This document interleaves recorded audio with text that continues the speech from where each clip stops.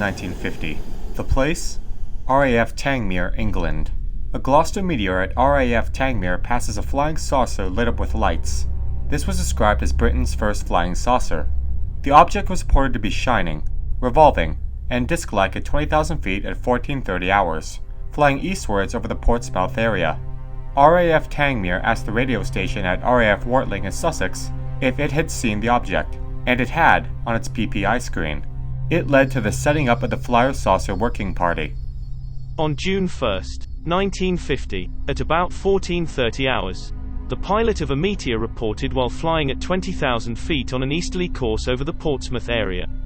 The pilot had sighted an object traveling at very high speed on a reciprocal course, 1,000 to 2,000 feet above him and roughly 1.200 yards to starboard. The pilot described the object as circular, and of a bright metallic appearance. The pilot could not give any real estimate of its speed but thought it might be about 800 knots. He had observed it for about 15 seconds, during which period he had looked away to port and back, having no difficulty in picking up the object again.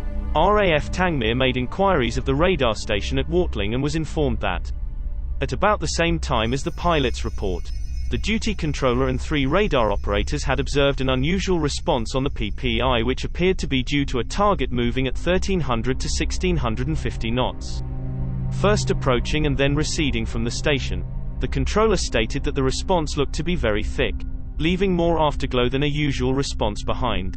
The operator, observing on a separate display, said that it was slim, short and weaker than aircraft, and that a series of shadows appeared in the space between successive points, as the receding course of the radar target could have tallied with the course of the object reported by the Meteor pilot.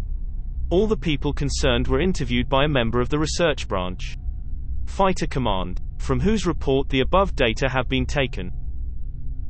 It was estimated that there was in fact a discrepancy of 10 minutes between the times of the 2 reports, which was estimated as individually accurate to 1 minute. It must therefore be concluded that there was no connection between the usual PPI response and the pilot's visual observation. We believe that the radar response can be very simply explained as due to interference from another transmitter, a phenomenon which has been frequently observed. It is impossible to be entirely definite about the pilot's report, assuming that he was not merely the victim of an optical illusion. The most probable explanation, which is borne out by his description of the object as circular, implying a spherical body, is that he saw a meteorological balloon and greatly overestimated its speed. We can find no reason whatsoever for adopting a less simple hypothesis. This would be a great incident with a trained military pilot with on-the-ground radar confirmation, but there isn't any names I could find with any involved parties. The official explanation of the incident is laughable at best. The old, explain it away using any means possible applies here.